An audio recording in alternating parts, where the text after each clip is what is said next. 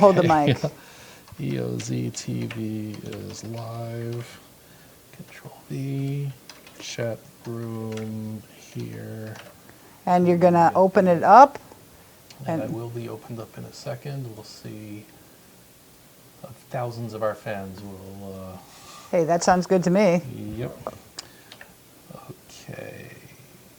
Tweet. There we go. Okay. So people will be able to click on Twitter and see it. And let's Hey, that turn sounds good off to me. our feedback. Oh, why do that? They can hear us. Yeah. I'm just kidding. Okay. So we're there. Beautiful. All right, so what are we talking about tonight, Elder? We're going to go through the last couple of things on the blog, and I have a couple of extra things that we can talk about. So we'll see if people are actually getting watching. Okay, that's fine. Well, while they're doing that, let's go ahead and go through a review Yes. of what happened during the day. Let's review some of the stories that we had for the day. Absolutely. And I will keep another window open to see if anybody... Fine, that's fine. Okay. And if they have any questions, that's fine. We'll get to it. Yep. But let's talk about what happened today. Yes. Well, again, last night we talked about the Hasby Awards, and I did give out the best own goal. Did you? Hasbys. Yes. Did that you? Was last I didn't night. see it yet. Oh, no. Okay, so... Who got it? Who got it? Who got it? There were the Matisyahu concert, the Rotterdam Sunsplash Music Festival, won the Hasby Award for the best BDS, or the best fail, really, the best own goal, because, and we spoke about this last night, that was where they disinvited Matisyahu from performing because he was a Zionist, but of course it meant because he was Jewish. So it really proved that the people that want to boycott Israel are really anti-Semites. The Reader's Choice, the Popular Vote Award, went to Marsha Levine, the horse expert, who refused to answer questions, and that made it into the main British newspaper. So the thing that the thing that makes the best own goals are the things that get publicized. Did you tweet that out? Yeah, I did. Sure, I did. Of course, I did. Well, maybe you should tweet it out again so that everybody knows. Well, not right now. I can't do it right now. So too bad. Only too many things I can do at once. Well, maybe I should help you. It's hard to direct and star in your own show. Oh, no, it's not. It's a piece of cake. Okay. We're getting great at it. Yep. So. Okay, so anyways, so let's go back. So those were the two winners. When is the next Hasby going to be opened up? The next Hasby Awards are, I don't know yet. I have not figured that out yet, so sorry. For the people that are watching, you can go to the EOZ TV chat room. It's the newest article on the blog, and you can actually ask questions and participate in the conversation that way. Well, thank you for sharing that. Okay. Now let's continue on with the news. Let's continue on. This was going back to the news. Okay. Here we go.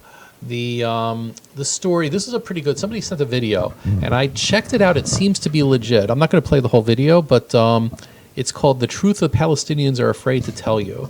It was, I'll start it off, but it appears to be, I mean, I don't know the organization, and the people that are talking are, they're hiding their faces, and but they're speaking in Arabic, and they claim to be Palestinians who are concerned for, who are really in bad shape because of their own leadership. Can you make it bigger by any chance? That's Sure a you good can. question. Sure you can. No, it's not going to be in the same window. I don't think it's Oh, gonna really? work. Yeah, Oh, sorry too about bad. that.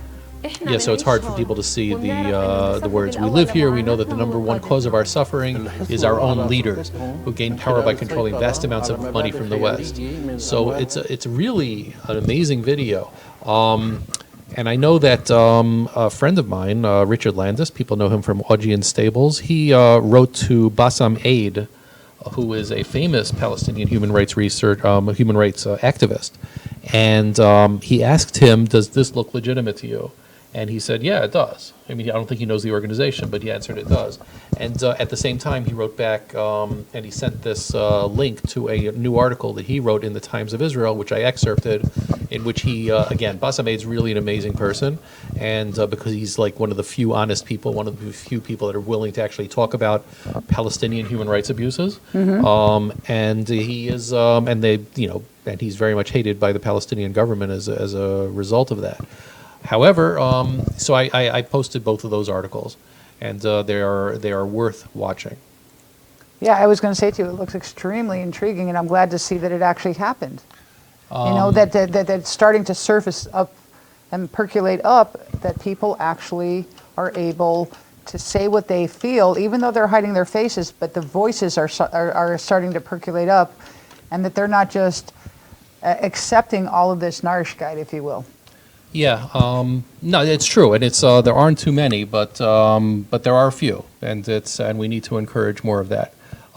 Morty just asked on Twitter whether this is going to be available as a podcast. I think we should do it. We probably should. I need to learn more about how to do podcasting. So, but as it is, what we're doing right now is going to be available on YouTube. We will keep it up there so people can listen to it offline. One more time, for anybody who is watching right now, you can go to my webpage and ask anything in the EOZ chat room. I'm also following, as much as I can, what's going on Twitter. So in case anybody's asking questions on Twitter, to Elder of Zion.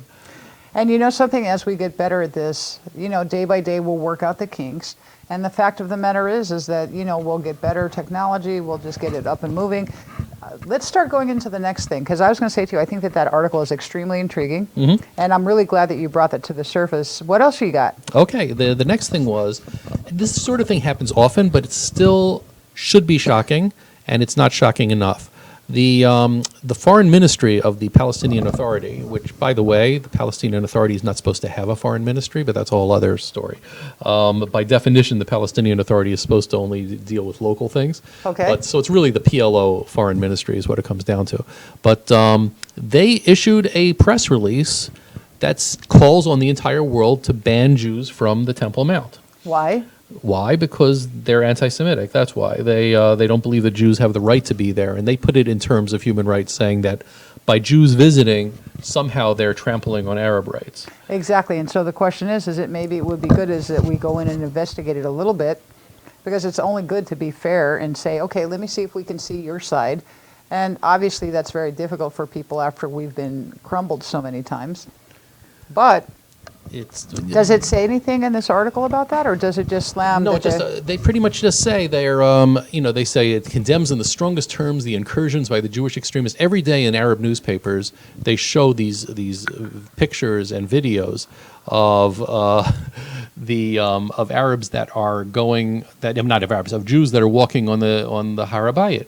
And this is something that, I have a video of myself walking on it a few years ago. I'm not sure if I could have even make that video anymore, because usually everybody's screaming, Allahu Akbar. The police are now keeping them away a little bit, it looks like. But, groups of like 20, 25 Jews are walking.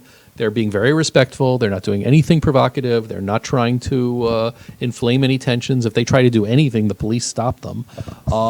Here's a video of, from Sunday, of a bunch of Jews going on there, and this is from an Arabic site talking about how terrible it is, and they're not doing anything. There's absolutely nothing going on, and you can hear the Allahu Akbar in the background over here. And it is there's nothing going on. But what's the caption? The caption on the site in Arabic was saying Jews desecrating the Al-Aqsa Mosque. That's what it is. It's again obviously not true, and the fact of the matter is that for some reason they must feel. I know you think that Rubio's more important. Yeah, no, I didn't. Get away from Rubio and come join us here. This is more important. So, sorry, talking to the chat room. Yes, a little bit. Anyway, what I was going to say to you is that seeing everybody walking, it's just because it's attention getting, I believe, is why they continue to do it. Yeah, no, it's not just attention. No, it's not attention getting. This is. It's pure anti-Semitism. It is. They're saying Jews don't have the right to do it. They get upset because when they see a Jew walking around, because it indicates that it's not a pure Muslim space, and as a result, they get very offended by this. And this is considered. And therefore, they say, "Hey, we are offended. This hurts our feelings. Therefore, the Jews shouldn't be allowed to do it because our feelings are far more important than human rights for Jews."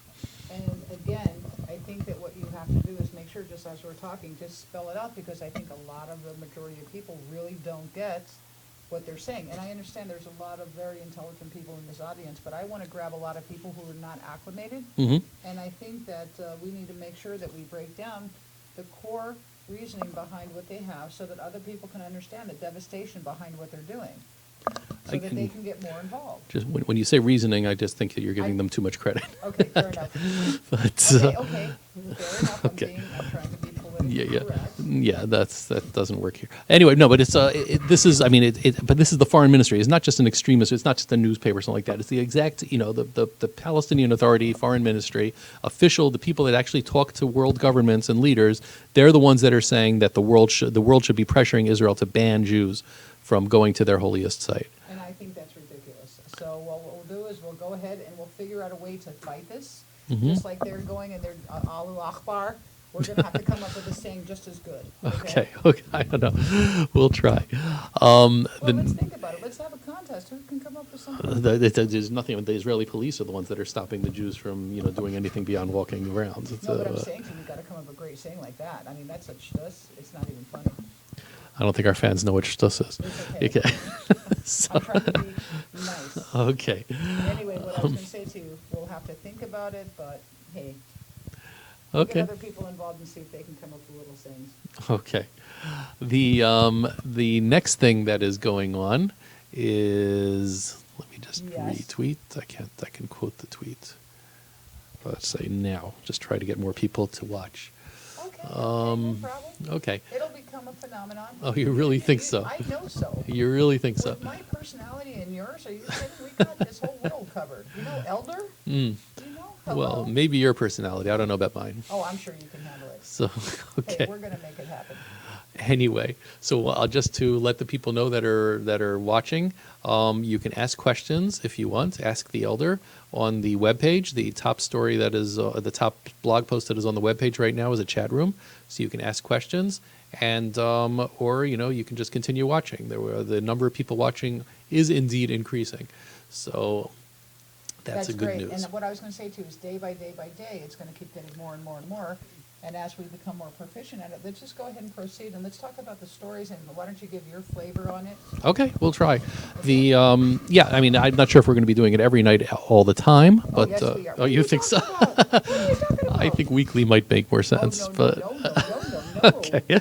Well, I think that we need to really get this out there. What Mrs. Elder wants, she usually gets. The Very smart man. yeah, the next article was somebody sent this to me. This person named Russell sent it to me, and it was just sort of fascinating. It's more like a technical talk. Google has this thing called Google Knowledge Graph. When you type in just anything into Google, if they know the answer, if they can figure out what sort of question you're asking and they know the answer, they'll put it on the top page. Instead of just putting links like they used to do, they'll actually put the answer. Okay. And he noticed, he did a search for a woman named Yonit Levy, who's a Channel 2, I believe, reporter in Israel. And it says when the Google Knowledge Graph comes up for it on the side, it says that she was born in the French Hill, Jerusalem, state of Palestine. Really? And what's weird about this is Google usually gets the stuff from Wikipedia.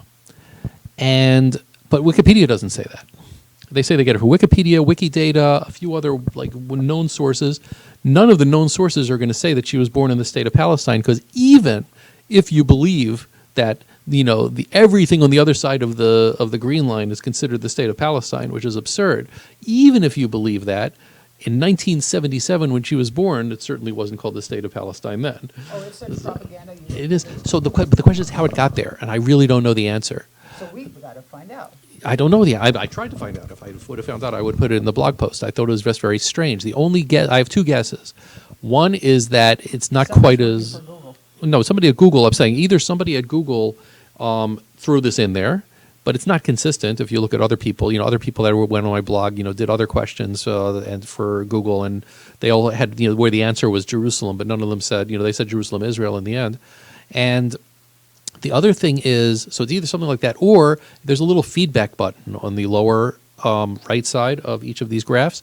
So it may have been like some sort of a subtle campaign by anti-Israel activists. Anytime they saw Jerusalem, they would add this feedback, and say, "Oh, this should really be Palestine." And some drone sitting at Google said, "Okay, we'll do it." So then maybe what we should do is let's go ahead and do a campaign to Google and let's get it changed back.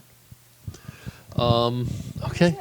I mean, well, I don't know about a campaign, because I'm sure how important it is. Hey, I'm into campaigns tonight. What can I tell Okay. you? Wait till I tell you about my next campaign. Okay, great. In the meanwhile, it sounds like Rubio is doing very well on CNN, is what I'm being told. Oh, really? So that's the competition we have over here. Well, that's But, okay. let's They're listen. missing out. They have no idea what they're missing out. Let's continue on. Yes. So tell me about this knowledge graph a little bit more. So the question is, can we go up there and actually click on it and actually change it to saying this should not say state of...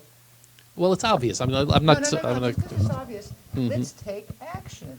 What can we do to change it? what people can do to change it is they go and do a Google search on Yonit Levy, and then they click on the feedback button, which is what I was doing today as well, and say state of Palestine is an error, is a mistake. Okay, so what I was going to say to you... In fact, is I'll that show they- you how to do it right now. Yeah, I let's can do it right show now. you right now how to do it. I want to see it. Okay, you're going to see it. Good If you job. here it is, there you click on the feedback button, Right? and then you says where's the error, and you click on state of Palestine over here. That's Right. the error, and you say what's wrong with this, and you say no such thing, or whatever, however you want to say it. But it should say, and then just say, whoa, don't What? say no such thing, and then say it should say what? Okay. It is Israel. You think? Yep. Okay. And Okay, then put an let's say exclamation point next to it so that... I don't think the person that's reading is going to care about an exclamation point. Okay. But the thing so- is that everybody go there and put the feedback there saying this is not true. Yep. It's the state of Israel. Correct. And I think that we should go to the head of Google and let them know that this is going on. The head of Google? Yes. Can we do that? I'm not. Sorry, I only have one hand. One hand is holding the microphone. I Well, can't then I'm going to type get a as computer fast. here next time. and I'm Okay. gonna be doing it. Okay, fine. The next story Yeah. that is coming up, and I didn't have that many stories today actually, but we That's can okay. we can talk do and we can good. see what's going on. But the next, here's the Ian's linked up. Let me just put a little bit of a plug for it.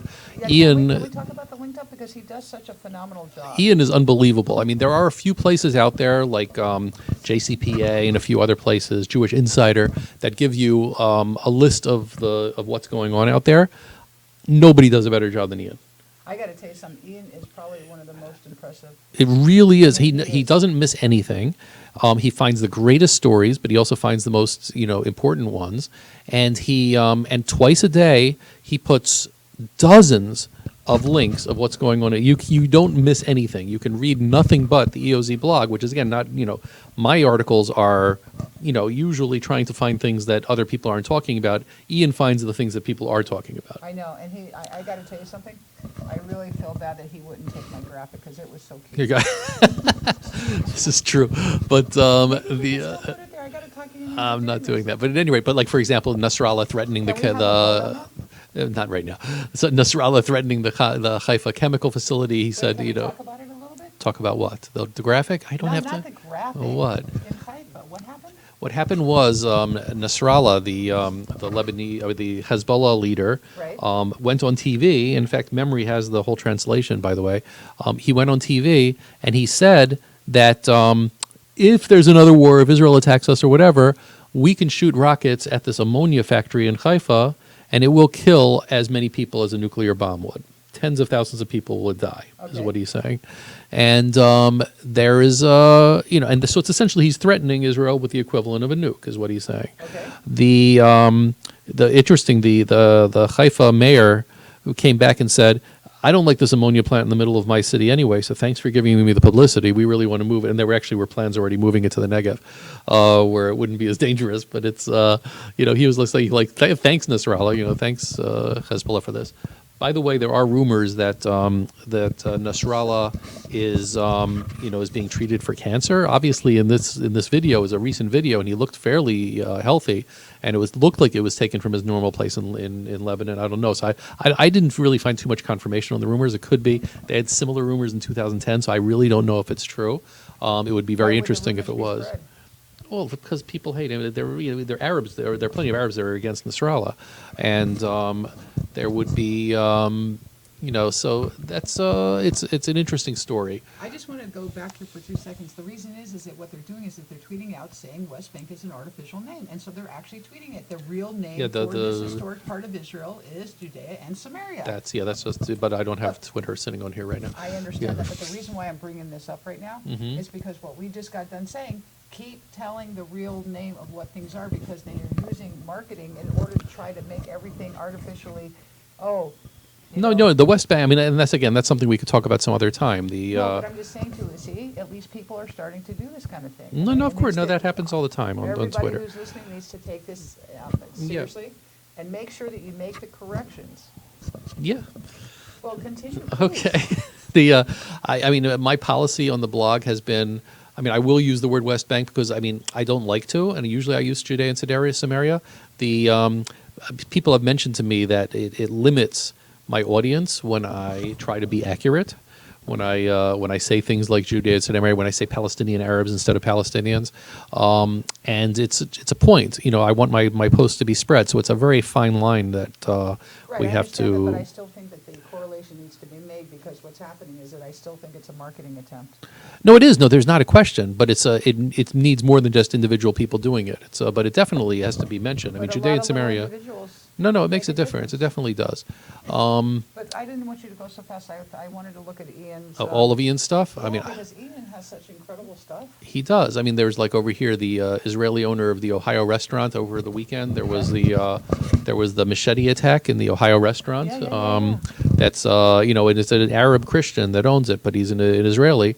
So he was interviewed by, I believe, the Tower magazine or the Tower website. Okay.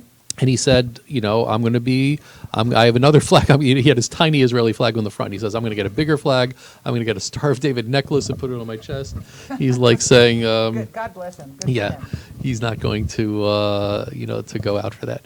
So at any rate, the other, I'm going to put a couple of original things over here. It's not too much, but for example, I mean, I have Preoccupied Territory that always has something funny to say. He's making fun of Reuters over here, saying, got to shoehorn, I got to fit a story into the anti-Israel narrative. He's referring to what happened yesterday when there was, they started to being some tweets about the, saying Israel arrested, and accused of incitement, William Booth, who's a Washington Post reporter.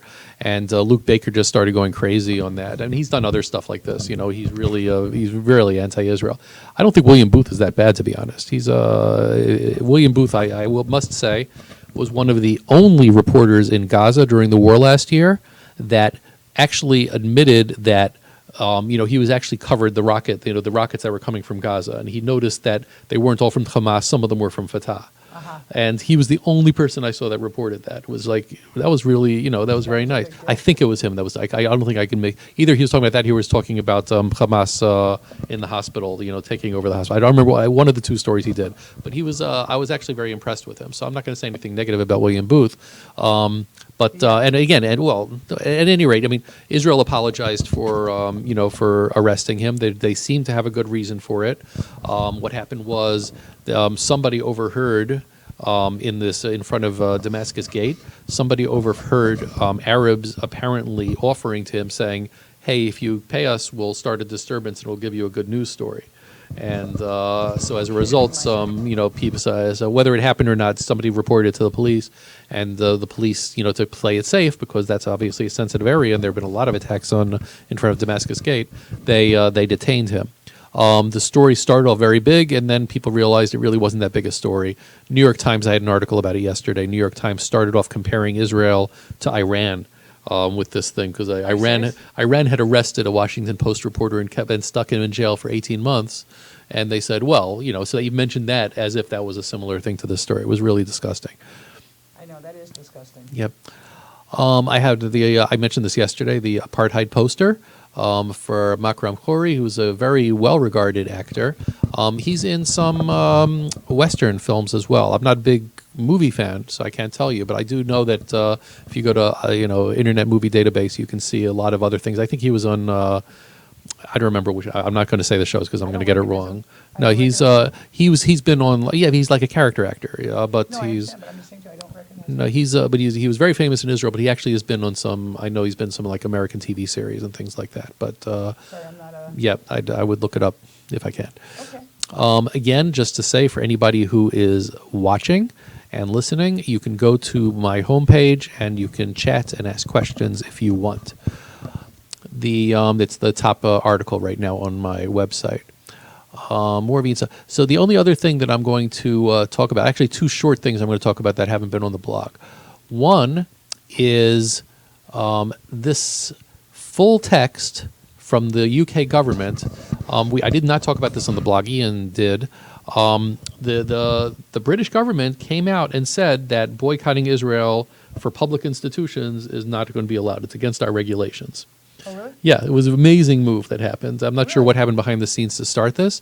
And over here's the actual press release, which nobody really looked at. People are talking about saying, oh, they're doing it because of pro-Israel, like that. And here's the actual words of the press release, and it's worth looking at because they describe exactly why they did it.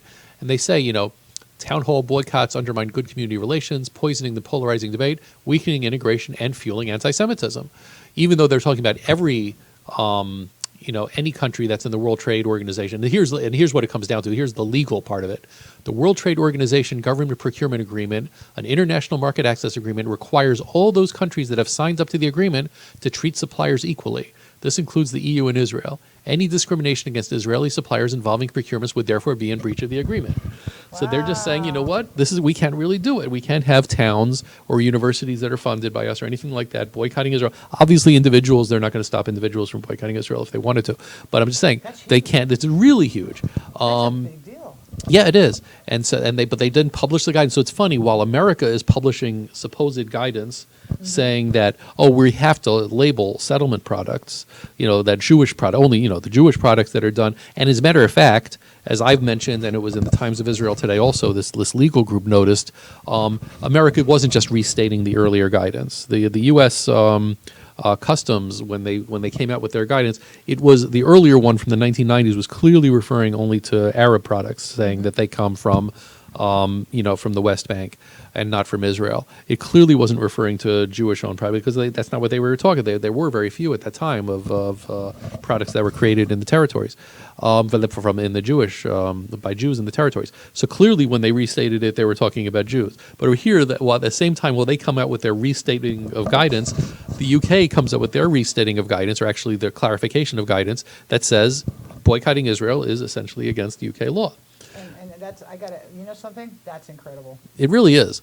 It was. That is actually very good news. It was very good news, and I don't know what happened behind the scenes to cause that to happen, but it was very, very impressive. How did you find out about that? That was from No, this was all over. No, this is Ian. I'm sure covered it, but this was all over the news. This was all over the newspapers. Somebody sent me the link to the actual article because when newspaper articles do it, they synopsize it and they don't really say exactly what happened. I like going to the source to see what actually is going on. Very cool. Yep, that was a very good story. And finally, what I'm going to end off with is this is an old Time magazine article from August 11th, 1967, and Time magazine's usually like a week ahead or two ahead. So it's essentially a month and a half after the Six-Day War. And here's a little detail that most people don't realize. It says, in Gaza, the refugees in the camps have been granted a privilege denied them all through the 2 decades they lived under Egyptian rule, the right to leave the camps by day and roam freely among the rest of Gaza's populace. In other words, when Egypt controlled Gaza, they kept the refugees, the ones that were, at the time there still were a lot of them were refugees, they kept all of them in prison. I mean, it's not just being Gaza a prison. Gaza was a prison because in Gaza, the Gazans were not allowed to, without special permission, they were not allowed to leave Gaza and go to the rest of Egypt. They pretty much, if you were born in Palestine or whatever, or in Gaza, you just were not allowed to be in Egypt. They shipped everybody that tried to move to Egypt back to Gaza. So it was a big prison from that perspective. But here, they even had little prisons inside the prison. There were refugee camps. UNRWA did have refugee camps over there. They built in Gaza.